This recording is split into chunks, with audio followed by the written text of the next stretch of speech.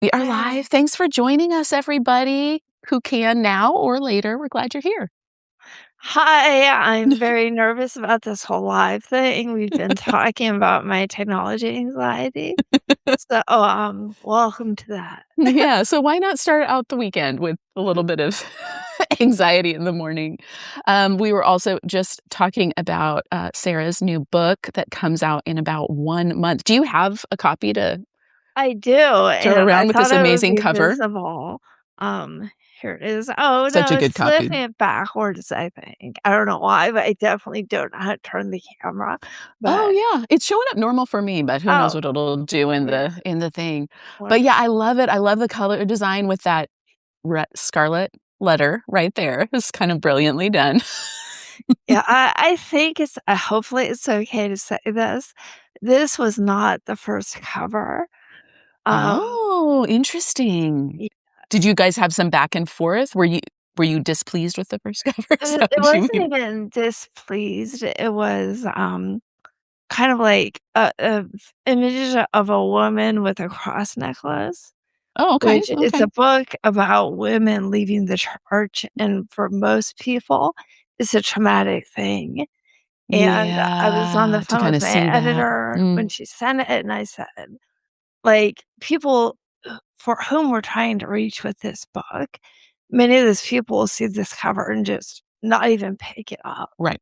Mhm. So I said, "You have to think more about, like," and she obviously read the book, she edited the book, but, Mhm. like, think more about the toll and what this was like. It's like, for some people, it's like a scarlet letter, and I could hear her jotting that down, and then it became the cover.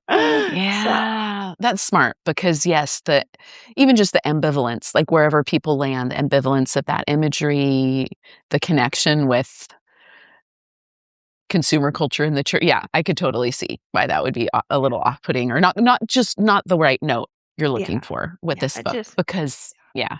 Well, tell us a little bit when you say the people you're trying to reach, how do you envision that? Who do you envision as the reader who's gonna pick up this book and really resonate? So I was actually just talking to a neighbor Mm, yesterday out front of my office about this, and I think there are like 3 groups I really wanna find. mm, Um, eh, there are a lot of women especially who went through the process of leaving and just felt very alone, mm, and I just really want people to know they're not alone. yeah, So a big piece of this is like, here's a wall of stories of mm, people who went through something similar or maybe not, but they've gone through the leaving, and you'll mhm, find something like yourself here, I hope. yeah, Um, on the other end, I want to reach people who are in churches mm, and are looking around and the pews are getting emptier, and they're wondering why. And mhm, I want them to, because maybe the folks who left don't want anything to do with talking about why they left. mhm, Here, you can just read it. Like, here's yeah, what's going on. mhm, And then there's an in-between group who, maybe just, like, are in the midst of casual quitting, and they yeah, haven't really put words to it. They haven't gone through therapy, like a lot of mhm, people. This is something you really have to process for mhm, years, but they're just, like, in this in between, and they don't know mhm, what to call themselves. They don't mhm, really wanna bring it up because it's awkward, like, that awkwardness, that mhm. taboo. I just wanna, like, break through that. Let's talk about. Yeah. Yeah, because it can be so complicated. It can tie Yeah. onto community ties. I mean, church for many Mhm. people, especially really devout people who are heavily invested, is such a strong source of community. It ties on family stuff, because kids or spouses might be connected even when a Mhm. woman is I'm walking through that. I hear from a number of women who are in that, position often where they are rethinking things or they wanna even just look for a different church or a number of things, but feel that my kids are connected, my husband and I are Yeah. on the same page, like, so it can get very complicated. And Mhm. you interviewed a number of women for this project. Yeah. How did you go about connecting with them, or what did that look like, that part of the process? So, process feels, I've been reporting Mm, on women in faith for so long, like, yeah. I looked at my resume the other day, it's been, like, a Mm, decade and a half. So, some this of is your these beat. folks Yeah. yeah, so, like, a lot of these stories, even if we're talking about something different, it Mhm, came up, like, they were mhm. leaving, and here's why, and this is how I Yeah. end the story. So, I have this kind of, like, or Rolodex, if that's still Mhm. a thing, of names and stories in my head, so that Yeah. was part of it. But then I'm a reporter, and I Mm, never wanna believe the story I've heard is mhm. reality. Mhm, So, pouring over just statistics and, like, different segments, I also just wanted to represent, like, a lot of Methodists have left. What mm, was that story like? I gotta have a Methodist. So, a mm, lot of mhm, people got fed up and left over the way queer people were treated. mhm, I need mhm, those stories. mhm. So there was, like, some targeted interviewing to fill gaps Yes. because I knew these stories are representative of a lot of other Mhm. people. Um Yeah. Well, and when you see that when you start I haven't dug deep into the statistics or finished reading your book, so I'm very curious to read. But even in the cursory, when I was doing some writing on the great de-churching or however we want to talk about it, there are some key things that people cite as to why they're leaving, right? I Mhm, mean, with all the disclaimers that this is gonna be a personal, individual story for everyone, what were kind of the key things you saw? You mentioned a few here. mhm. These just things you saw again and again, or you saw across the data, or how what Both, kinda was your sense? Both? Yeah. both. Um, and I always I feel like I'm going to have to preface this. Mm, People will say they left for this reason, and that's mhm. usually, like, that's the final straw. Most Yes. people, as we got talking, it was, like, 3 things or something they started to really struggle with a Mm, while ago, and then mhm. it built, and then another thing happened, another thing happened, Yeah, so, I wouldn't just assume it's one thing. that's a good But, point. LGBTQ, just Mm, treatment of queer people is a mhm, big deal. mhm, Um, like, I think it's, like, over half if you interview, like, mhm, Protestants and Catholics, that's one of the reasons they cite. mm, So, that's a big deal. The abuse and cover up of abuse mm, mm. is a foundational threat to people's trust. Yeah. So and that goes back all the way to, like, 2002 when the, Boston Globe story Yeah. first broke and kinda, like, broke into public awareness that there was a Yes. Catholic sex abuse crisis and that the cover-up climbed the ranks. So Yeah. from there and then the period of time where, Southern Baptists could say, "Oh, well, at least we're not like those Catholics." That's just the Catholic problem, right, yes, yeah, the Yeah, kind of trickle down to Protestant domination every denomination at this point, and it's yeah. such a betrayal of trust, Yes. I think, So for there's people. that, Mm, then there's sexism, yeah. and there's, like, over a lot of it, like, the later chapters get more Mhm, into this because I think we didn't have the vocabulary for it until recently, mhm, now it's mhm, everywhere, so you have to talk about it, but, like, mhm, Christian nationalism mm, in this very, like, crystallized form that we're seeing now has yeah, been moving in to public perception of religion.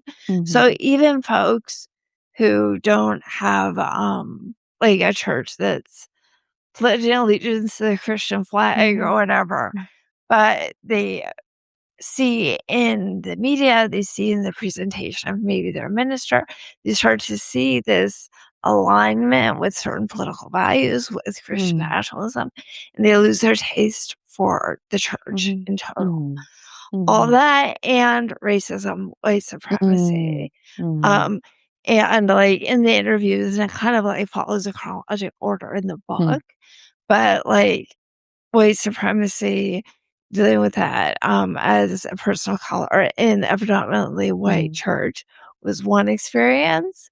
mm, Then, as a white person in America, suddenly waking up to the reality of white mm, supremacy and wanting some moral structure that reflects your own, at church and yeah. not finding it.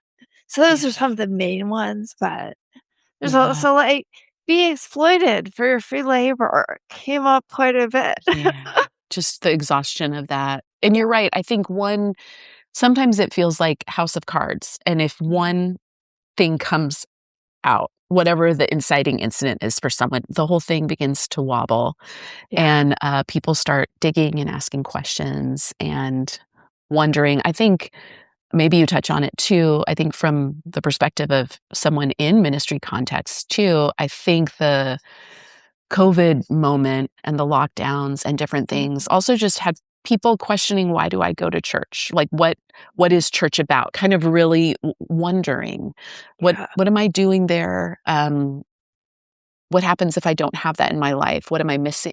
Just I think it really kind of had people questioning the ontological meaning of church too, like, oh, that why am I there? So yes, it's such a timely book. I think it kind of captures something that intuitively, if you've been in ministry, if you've been in conversations around Christian community, this is happening at some level.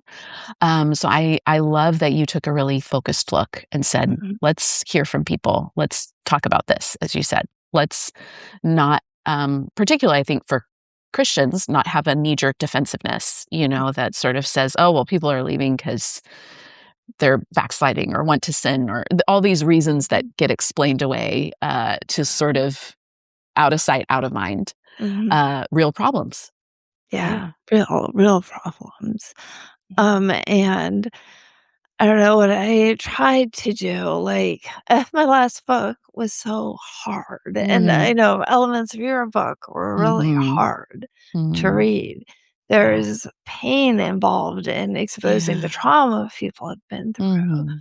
So that's part of it, but I also, like, I've talked to these I've talked to women long enough to know, like, many get through, and many Mhm. find other spiritual Mhm. lives on the other side. Mhm. Many still believe in Jesus, they just don't wanna be Mhm. in an institution, Yeah. and that's something that was like, if there was a surprise for me in the Hmm. reporting, Yeah. because I tend toward I've covered a lot of ex-evangelicals who are Yeah. out, Mhm. and then as I dug deeper in, I started to see, like, those, like, fundamental beliefs, many of them Mhm. did not change. They Mhm. felt like their church changed or the church in Yes. general changed around them, Mhm. and because of what they learned in their Mm. youth and in their formative years as Christians, they saw a hypocrisy in the church, and they did not Mhm. want to be there. Yes. Mhm. So, I found that very interesting, but also, like, I love talking to people about their astrology or their, like, Mhm. whatever it is getting them up in the morning and giving them meaning and helping them feel like they're Mhm. rooted in something or Mhm. not. Like the atheist, you Mhm. haven't gotten that far, but, the atheist chapter, like, Hmm. I had one of the most giggly interviews I've ever had with, an atheist who's just like, it's fun. So that Mm. there's more of that levity, I guess, once you get through the heartache. Get through the heartache. Yeah. Yeah, which is also helpful, I think, for people going through this to know. I mean, in some ways, it's like obviously, with the work I do, I think about the imagery of church family, that this is language we use around church Mhm. communities and uh, family breaking up in this sense or going through something traumatic. Um, I think it does feel like that to a lot of people when they're going through it. So, yes, to Mhm. see that there's hope on the other side, whether someone chooses to rebuild their faith in a different way or find a new way of engaging that, or whether someone turns away from that, that what that can look like. Because I think when it's so, particularly for devout evangelicals, when it's so all immersive, it's impossible to Mhm. imagine what that could be like. And that can be really painful and lonely, like you Yeah. said, isolating. Um, well, I love that. I am very excited to read. I have a ebook copy. We'll see if I'll get through it then or when my actual copy. I'm a hard book reader, Yeah, but all me the too. early arcs are ebooks. Sometimes I try try for it, but it's challenging. Yeah. So yeah, you've got a Mm. month before it comes out. So you have all the whirlwind Is it starting to feel like that? Because for those of you who don't know, like book launch, there's a big push around launch date, really, to get word out about the book that can just feel like a whirlwind, and then it kinda Yeah. quiets down pretty Yeah. fast. Yeah, which, this time I'm traveling for Okay. Disobedient Women. I didn't do much of that. Okay. Yeah. So I have, like I'm going to different cities, You did a and real book tour. I am, and my I love husband it. last night was like, "Have you bought plane tickets?" And then he, like, talked me into I mean, his spreadsheet of, like, where I'll be and what I need to bring and who I'm speaking Yes. with, and I have not booked a single plane ticket. Oh my I'm like goodness. You're like, "It's so time." that needs to happen later today. I'm Yeah. on deadline with the story. Once that's done, I'm buying the tickets. That's won But and what are some of the key cities for people listening that you're gonna be oh, live in? that's such a g thank you for Yeah. asking. I Yeah. never would Yeah, have for thought to sure. say. Um, so we're actually doing some, like, pre-events. If any of you Okay. are going to Wild Goose, Oh, I'm doing a yeah. Uh-huh. workshop there. I'm calling it Okay. Apostate Story Hour. Okay. Um, so we're going there, and then, Minneapolis with Mhm. Angela Danker, then, Okay. Tacoma Park, Maryland, outside Mm. Washington, DC, with Sarah Okay. McCammon, um, Wonderful. then in Cincinnati, where I'm from, at the Mercantile Library, which is the most beautiful Okay. library in the world. Oh, Um, I love and that. that's, Kimberly Hamlin, who's a historian of women's history. Mm. And then Boston, Robbie Robinson, the editor, Yeah. spotlight editor during Amazing. yeah, I'm a little like, "Oh, I can't believe that's happening." Um, and then, Grand Rapids, Michigan, Key West, and then Mm. Chicago with me. So That's amazing. Wow. Okay, so people listening, if you wanna catch any of those, that sounds amazing. And will you go from place to place, or will you come home in between? Or is oh, it that's like boom, like boom, boom, 3 boom, boom? months. I'm Oh, not okay, okay. I'm not a super traveler. You would not get a good version of me. So you And kinda go, come home. Yeah, that's good. and things may still get booked in between. Mhm. The I Pacific Northwest, out here, come out. yeah, if someone would buy me the plane ticket, I'll go. Yeah. Um, but no, I as important as Disobedient Women was to me, Mhm. this book, I've spent so many years talking to people and Yeah. hearing them tell me how alone they feel Yeah. that like, I know they're out there. I have to find them and make sure they Mhm. know about the book. And Yeah. it's like not even for me. It's just like so the all of you can find each other and Yeah. oh, you're not alone. And hopefully so churches start Yeah. to value the women in their pews. Like that's one of the Yes. big premises of the Yes. book is I mean, I know whenever a conservative man shows up and a young conservative man shows up in church, Mm. that makes news. But it's the Mm. women who pass the faith on to their children. Mm. It's the Mm. women who usually do the bulk of the work that Mm. holds up the spine of the church. Yeah. You lose the women, you're toast.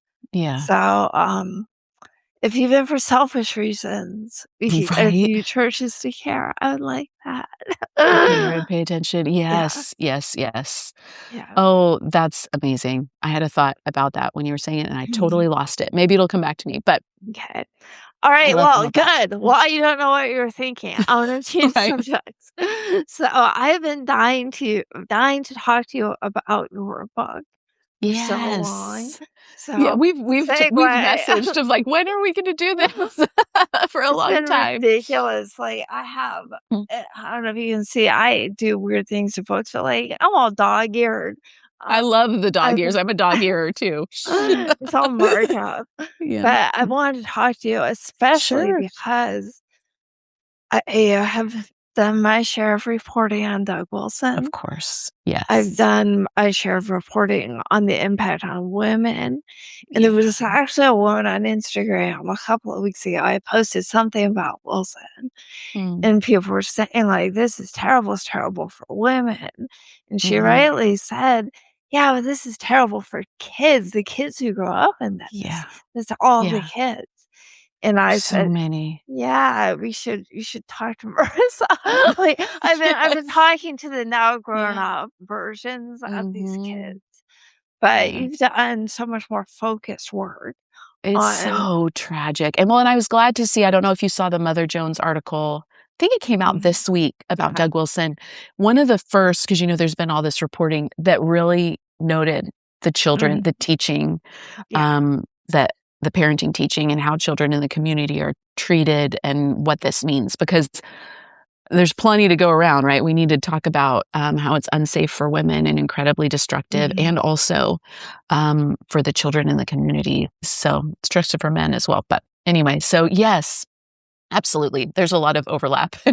um, Often women who are leaving high control communities or Christian communities, sometimes it's becoming apparent that opens their eyes to different things. Sometimes not. Sometimes it's what has them doubling or tripling down too, mhm, right? You see that as well. But there certainly is a lot of overlap. And something that came up again and again in my research is that the way children in a community are treated will be the way the adults will be treated, right? The scales. The way children are treated in a family will be the way individuals in a church family system will be treated. yeah, So if there is expectation for unquestioning compliance, if there is expectation for conformity or else some kind of discipline will happen, mhm, if there is high expectations for good, well-behaved children, all of this scales in the church culture for what adults who begin to step out of line or ask questions or don't fit mhm, the mold anymore or mhm, have problems, it doesn't work for mhm, them, what mhm, they will experience often will be church discipline at some level, mhm, shame, pressure, coercion, number yeah, of different things. And so I do think family life teaching can be an interesting marker for the culture of a church. What what sort of values are there? What promises are being made for what this will look like in the lives of people who follow the rules or don't? Um, so yeah, I think Doug Wilson's orbit, better than I do. I'm sure having spoken to so many people over the years, how incredibly destructive it is. I don't know. What's your sense? I don't know if it's the sense that we will hear from more people who leave or if it's just so acutely painful that there's almost a time gap before people are mhm, willing to talk about it. Do you know what I mean? Like, kind of like with Gothard, where it was like 20 years after then people are able to kind of find the words and come mhm. forward. What's your sense of that for the children in a community like that? Um, I think because with Gothard, it's kinda like they had to wait for the internet, Yes. Yeah. and once you could see people's stories like your own, like, this is a Mhm. big thing that I realized writing Disobedient Women. Yeah.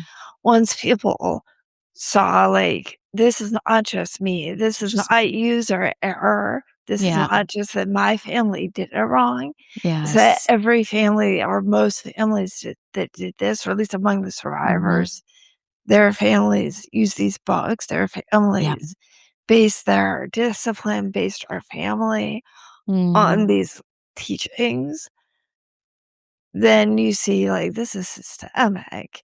And I think for a lot of people, that also is a motivating force Mm. to make you want to speak up and protect the next generation. Because Yes. none of this Yes. stuff is new. It's a Yes. Rushdoony and Gothard and Mhm. Dobson in between and Wilson Yeah. is all the same It's the recycled same stuff. Mhm. stuff, is me watching my mouth. Um, it's all the same, and it's just repackaged, and it's Yeah. repurposed, and it's remarketed, and Yeah. now instead of just books and conferences, there's a streaming service. It's all the same. Yes. Yeah, it's all the same, and it's very compelling, right? It lures people in and then can feel in the way online communities do, like you're in this echo chamber where of course this is right. And I mean, I suppose there's also, as you noted, there's the opportunity that the internet brings to find alternate viewpoints to push back, maybe in a way that when it was just print and word of mouth Yeah. was less accessible to people. Sometimes I'll try and encourage people to remember that, when we're talking about the 70s and 80s and 90s, Yeah. these resources were given to parents or they were in their churches. It's not that no one threw them in the garbage or found a different way, but it was a different culture to not have other voices in your life Mhm. unless someone you knew was willing to challenge you on that. Versus now you can find some pushback, even and it's part of why I will always engage in comments like this week when that one pastor, I don't know if you saw it, there was a megachurch pastor once again Mhm. bringing a paddle onto the stage to talk about Oh, the yeah. importance of corporal punishment.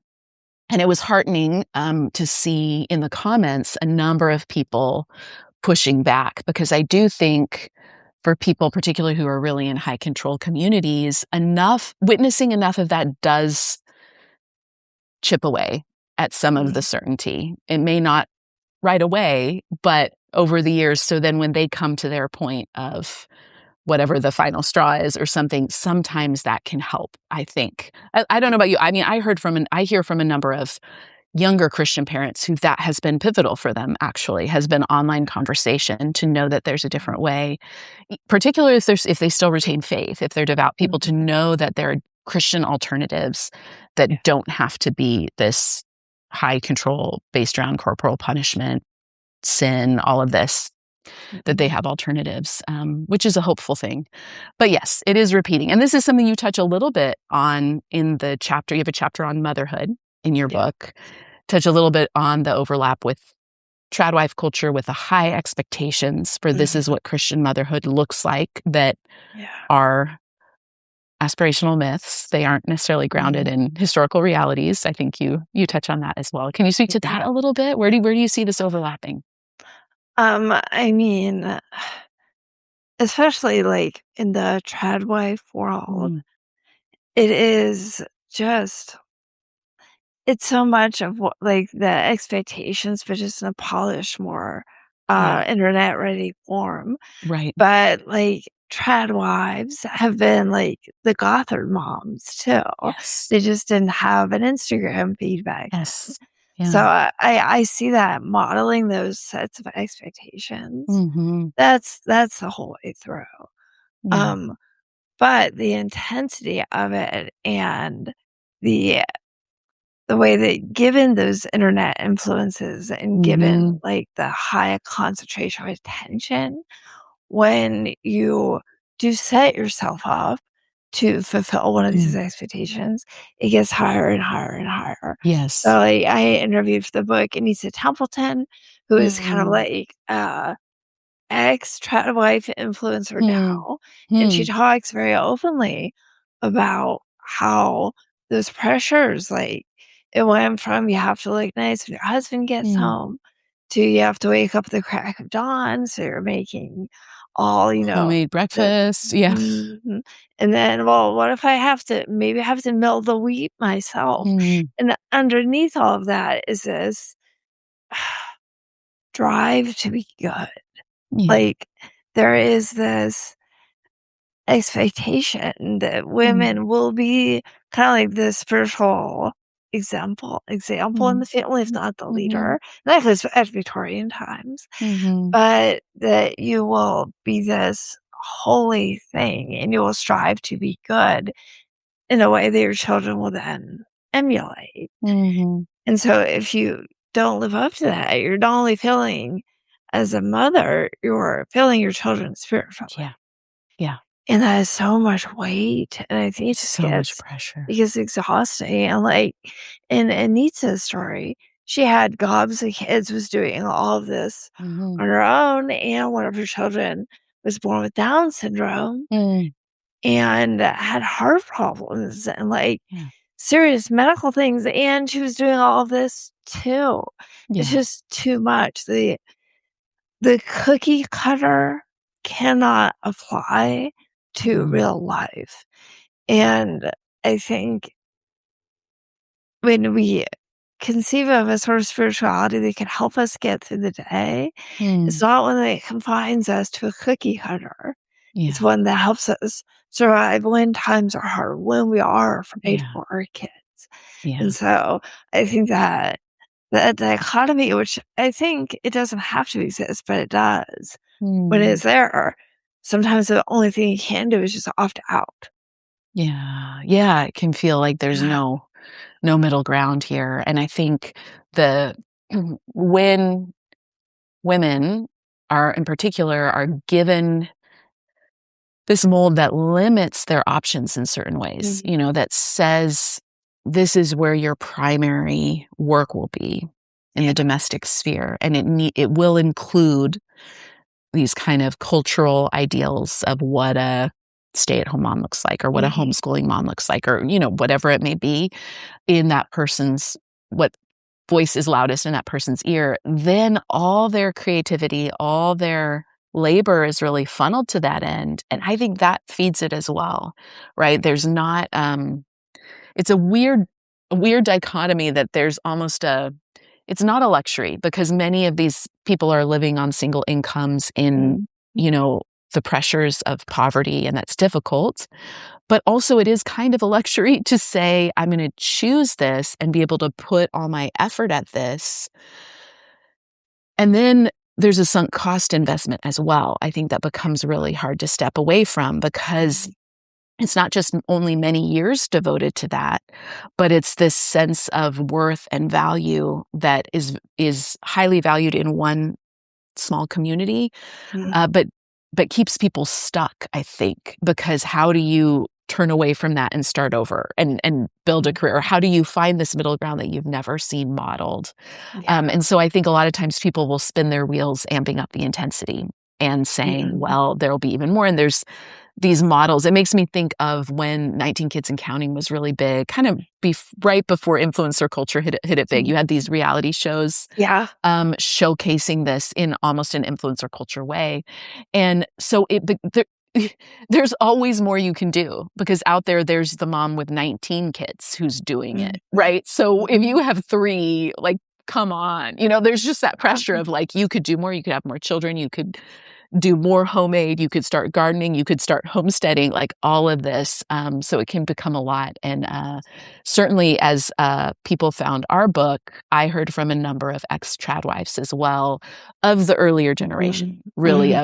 of the Mhm. Gothard, of the Vision Forum era, even from the Doug Wilson camp of women who went all in on that until it kind of broke them, their physical Yeah. health, their mental health, their Mhm. marriages, their families, incredibly costly because, yeah, the promises don't hold. It's not tenable. As you said, it's not Mhm. feasible, and so the cost on people is often incredibly, incredibly costly. So, I have yet to hear from someone who did that kind of lifestyle all the way through. Maybe they just wouldn't be reaching out to me, I don't know, and was pleased Mhm. with where it led, and Oh, like, maintained it, Nancy Campbell, maybe she lost her number, or, like, I Yeah, yeah. think there is a small population Mhm.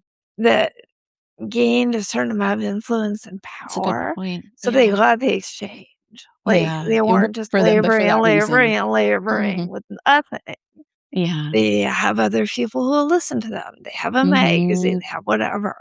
Yeah, that's a And good then that point. also is part of the trap Right, because you yeah. can't question it or you'll lose that too. Yeah, yeah, yeah. Um, I think of that with, Rachel Jankovic as well mhm, in the Doug like, I'm always hopeful that the children will find a way out, the adult children, but the incentives, the secondary yeah. incentives at that point really keep people stuck. And yeah, Nancy Campbell, her ministry empire, all of that. Yeah, I think it at that point you're walking away from everything and that's very difficult to do. Yeah. Well, what else do we want to touch on? We have, I don't know, 5 or 10 more minutes here. Okay. So I Yeah. have, like, 2 things that and Yes. I reread the book this last Oh. week. Oh, Um, amazing. Thank you. One of the things that it I I like books. I Mm. trust books. Like, I have a Mhm. lot of books. I like books. Yeah. Reading your book, and it does such a Mm. good job of both surveying, like, all of these influences and then Mhm. showing the impact. Yeah. But I just I don't get and maybe, like, it's my little skeptical heart. Mm. I don't get, like, picking up a book and feeling Mm. like, "Oh, yeah, I have to do this." Like, this I trust these people. Yes. Yes.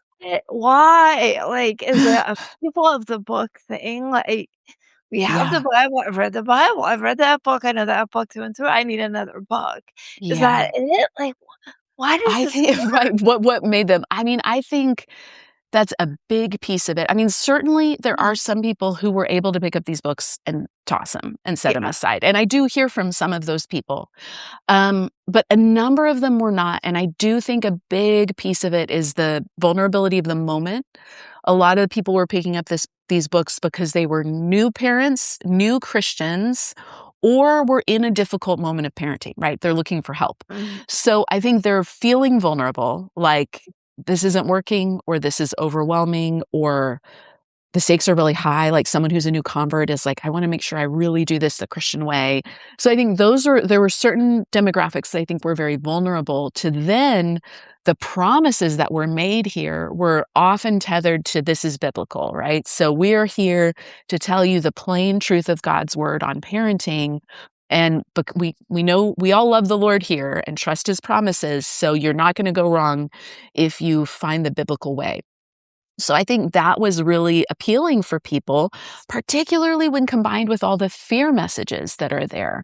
The fear about perceived societal ills, what's going to go wrong if you get this wrong, not just your child's eternal salvation, which is a huge lever for Mhm. a devout parent, right? To say, if you get this right, you can maybe make sure they retain faith or are Christian. And also all the societal ills that show up in these books. With Dobson, he really starts with the drug culture. There's pushback against all the fears that people were having around societal change. So then to sort of say, if you get this right, you can protect your child from, in Dare to Discipline, there's a whole chapter that story tells this like fictionalized descent of a young person into drug addiction and despair, and I think those became really powerful levers for people who already were feeling overwhelmed. And then, yes, when you are accustomed, and there's so much we had to cut from the book, but we we had a whole chapter kind of talking about um, evangelical self-help book culture, spiritual pyramid schemes, like how these things contribute to a culture where people are going to books to tell them. It's not just parenting, right? Evangelical self-help is a real thing that shows up in sermons, it shows up in Christian publishing in a number of ways. And I think particularly in the 70s and 80s and Mhm. 90s, that was very normal. Like find a book and trust the authority of this often white man who you're accustomed to trusting the authority of as a spiritual authority figure. And so there can become a resistance to calling that out. I will still hear from people, all summer I've been posting older content, and there was very early on, I did a series on a John MacArthur book, and people will still find that out to just come in there and defend John MacArthur. Just to sort of say, Mhm. what do you know? John MacArthur's a great Bible. And I think it's really interesting because in the real, I'm saying something very benign, like, oh, his doctors were his doctorates were honorary, or something. I'm not even really getting into the content of the book, but it's fascinating to me that for some people to even hear a question mark or a word of critique is equivalent to questioning God. Well, who do you think you are? Like, this is a man of God who studied the scriptures. Do you not think the scriptures can teach you something about parenting? And I think that really encapsulates what you're getting at here, that it really can be a way of thinking that shuts down critical thinking. So then when someone says, this is what the Bible says for you to do, and then you add into it just that parenting is hard. And a lot of times people in these communities are out of touch with their own emotions for a number of reasons, their own sense of self and personhood. So when they feel a frustrated moment of parenting, they are not equipped of the skills to find the skills that say, how do I deal with my own emotions?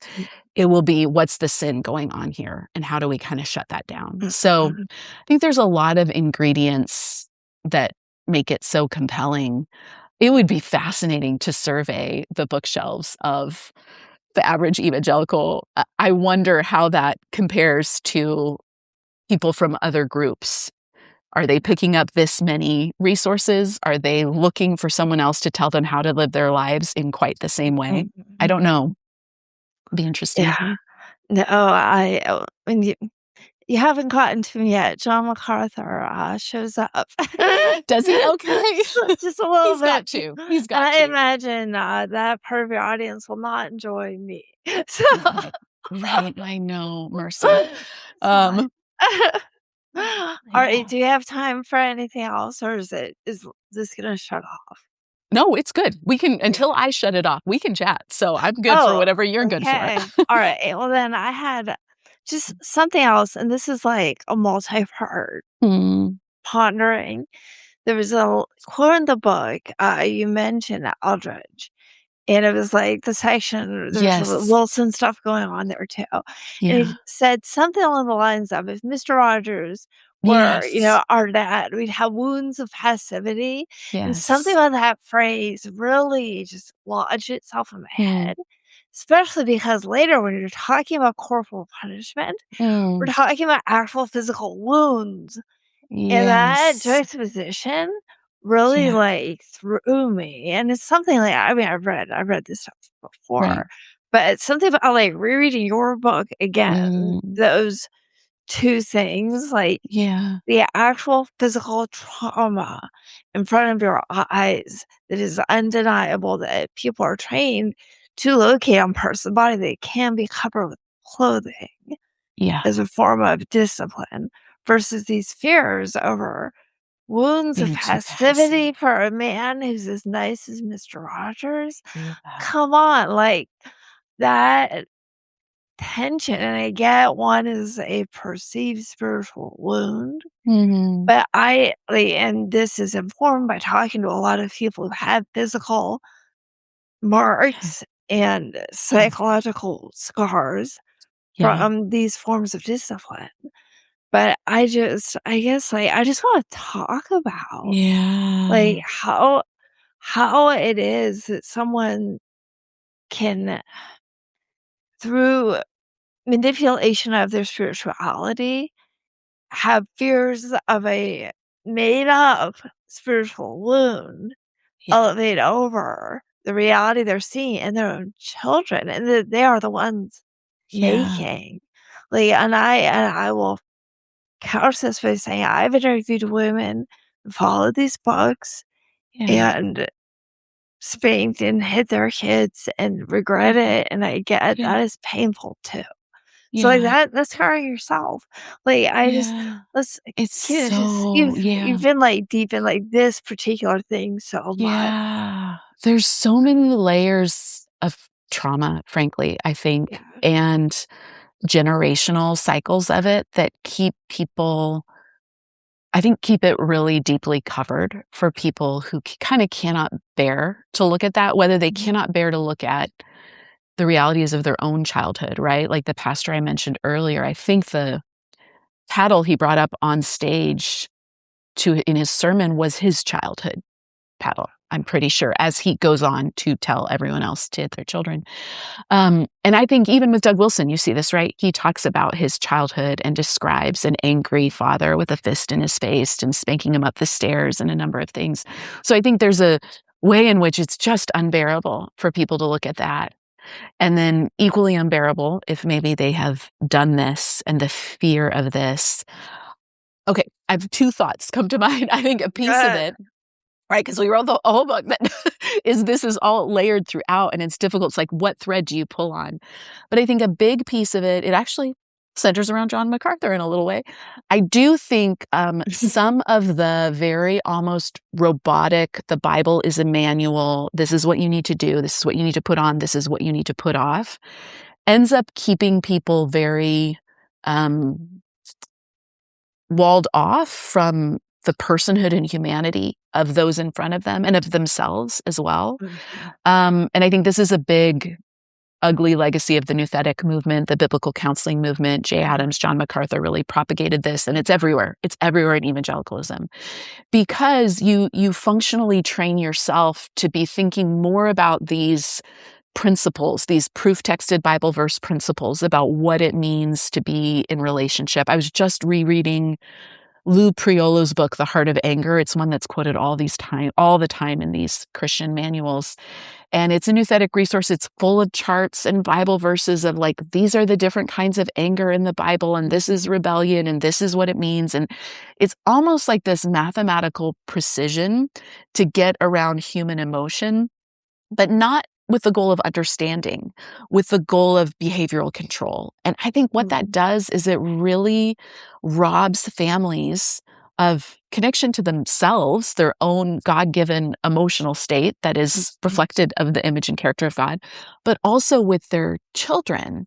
And so in that sense, the fears about the principles of not being masculine enough or being passive or the sin of empathy, or, you've been in these communities enough to hear the like deep misogyny that anything perceived as feminine is a threat to men, right? Mhm. So passivity would be probably someone out there has called it a sin of passivity or a sin of effeminate, I'm sure. Mhm. Yeah. Um, and so that fear of the principle is going to keep people from seeing the child in front of them or listening to that internal check they might feel when they start hitting Mhm. their toddler, that they might feel uncomfortable or at least activated, right, as a person. Mhm. And instead, they will, I think, shut that down because the voice that is said, God's ways are higher. You, particularly if you're mom, you're going to be tempted to be too soft. We all know that in this community, that kind of language will be there. And so they will choose the principle that they perceive over the person or even their own intuition and instincts.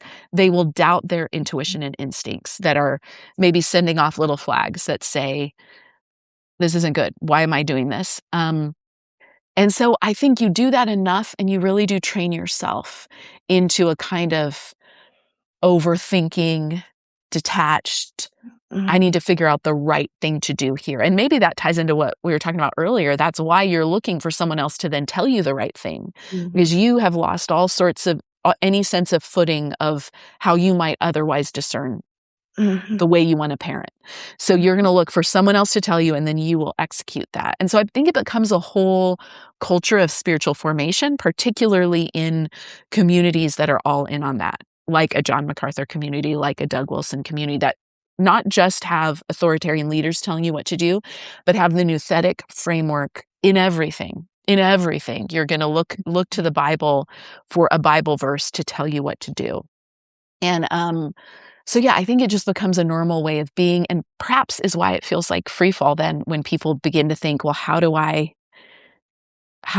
do this differently? Right? Mhm. And often you hear from people, well, they may jump into a different form of high control, something else. Even if they leave the faith, it's maybe high control wellness culture Yeah. or, something else that's going to tell them the right pure way to live Mhm. according to principles. So I think that's got to be a piece of it. And then, yeah, people's own deep, vulnerable places of trauma, where if they cannot look at what does it mean that my father hit me or something, if you're a Douglas, like, what does it mean rather than replicating it to sort Mhm. of say, what does that mean? And when it's tied into deep theologies about God, I think for some people it can be unbearable to look at because they've been told that that is what God is like as well.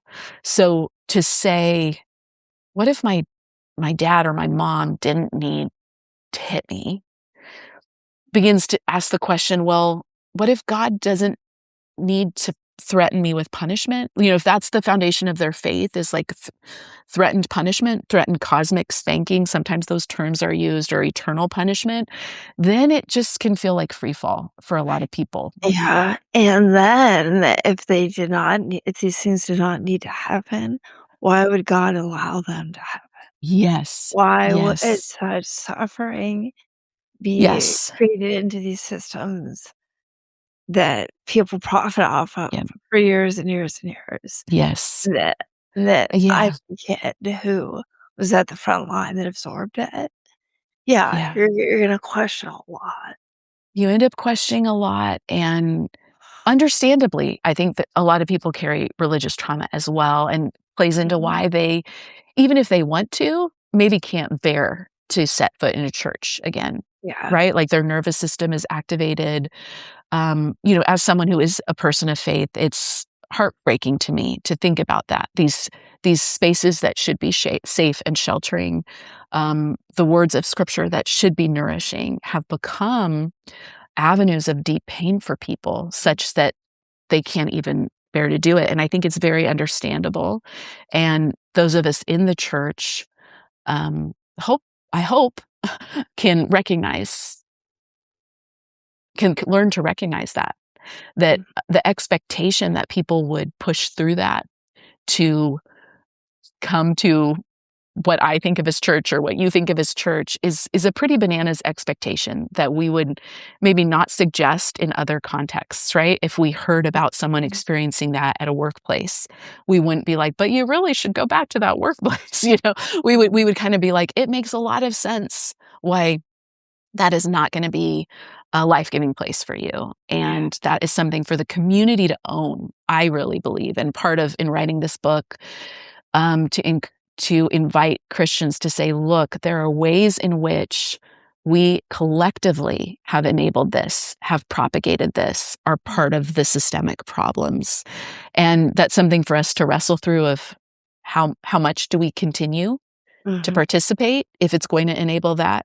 How can we work for things to be different? How is that a possible avenue? And I think, different people come to different conclusions on that. But yeah, there's a way in which it collectively has been propagated as well. And yeah, I think just a lot of really, really hurting people. And honestly, I've come to think a lot of them get up there and write books before they've even processed through their own anything, right? I Or, wonder that like, about even Eldridge. parented. Yeah, Yeah. Oh like, my goodness, or even parented. Yeah. yeah. Yeah, for sure. So, I do think parenting becomes a moment where a lot of it reframes things for a lot of people. Mhm. Certainly reframes their own childhood, but their communities of faith as well, and they see it with fresh eyes.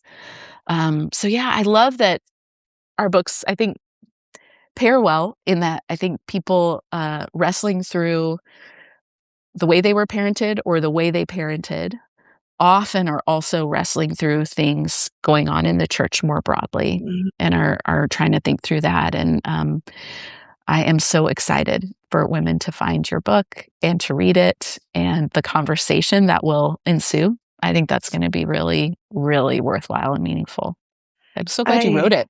Yeah, I mean, I wanted to write this book a very long time ago, right Mm, when the numbers started shifting and more women started to leave, yeah. because I thought, like, "Oh, it's such a big deal," and no one Yeah. else thought so. You're seeing it. You're a canary in the coal mine. You're like, I see it.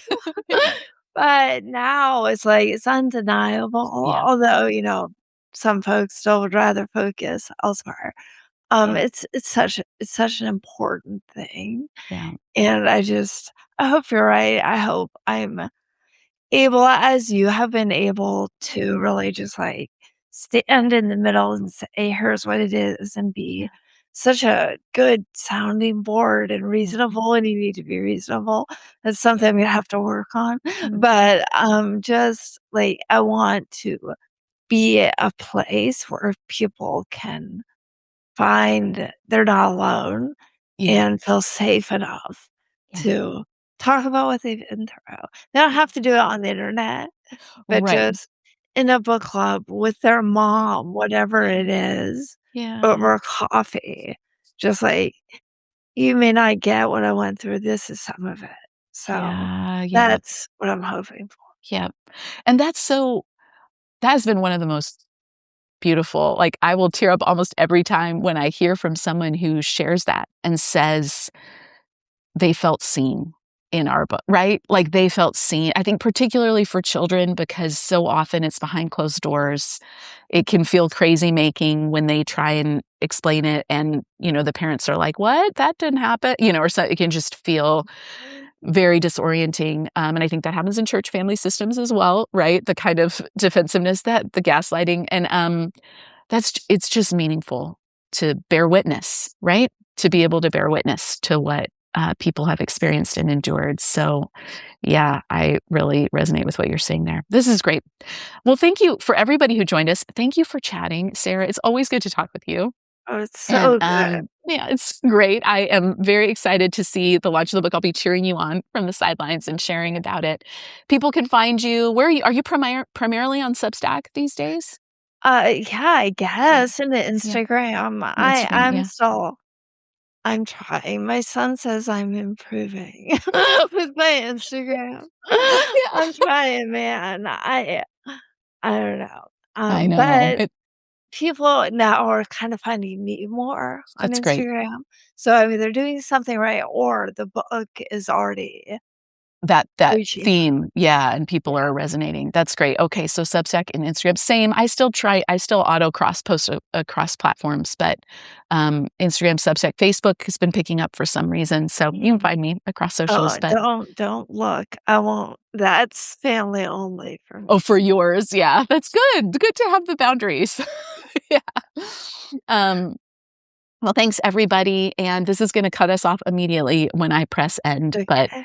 thank you, Mm, Sarah. I hope you have a wonderful thank weekend. you. You too. Bye. Okay, Bye. bye-bye.